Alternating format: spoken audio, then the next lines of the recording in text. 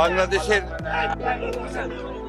যে তরুণ নেতা, সম্ভাবনাময় নেতা, এবং যাকে আজকে সমগ্র বাংলাদেশের মানুষ এবং বিশ্ব গণমাধ্যম তাকে বাংলাদেশের ভবিষ্যৎ প্রধানমন্ত্রী বলেই মনে করছেন, সম্ভাব্য প্রধানমন্ত্রী বলে মনে করছেন, জনাব তারেক রহমান।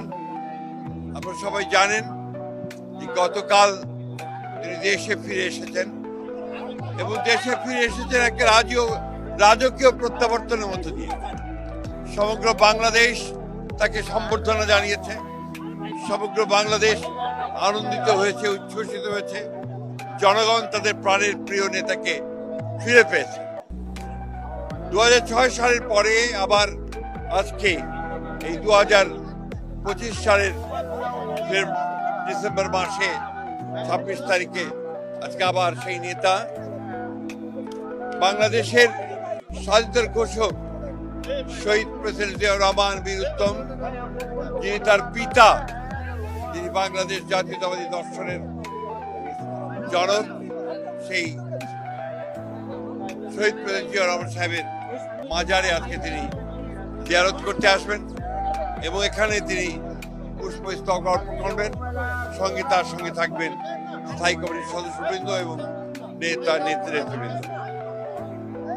বাংলাদেশের রাজনৈতিক ইতিহাসে এই ধরনের রাজকীয় প্রত্যাবর্তন এবং জনগণের স্বতঃস্ফূর্ত সম্বর্ধনা খুব কম নেতার পক্ষেই পাওয়া সম্ভব হয়েছে। আজকে তাদের মধ্যে একটা নতুন আশা সঞ্চারিত হয়েছে।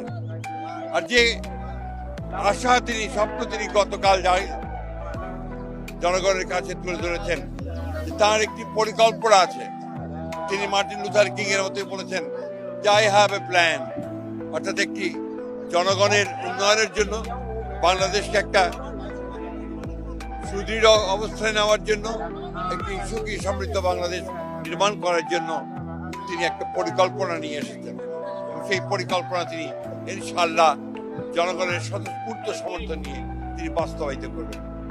আমরা বিশ্বাস করি যে তারেক রহমান এই প্রত্যাবর্তন বাংলাদেশের রাজনৈতিক ইতিহাসে একটা পরিবর্তন নিয়ে আসলো, একটা ইতিবাচক পরিবর্তন নিয়ে আসলো এবং বাংলাদেশের যে রাজনৈতিক আকাশ, সেই আকাশে একটা সুবাতাস বইতে শুরু করলো। আমরা সবাই বাংলাদেশে, দুটো দল নয়, গোটা বাংলাদেশের গণতান্ত্রিক মানুষ আমরা আজকে অপেক্ষা করে আছি এই নেতার নেতৃত্বে একটা সত্যিকার অর্থেই একটা সুখী সমৃদ্ধ গণতান্ত্রিক বাংলাদেশ।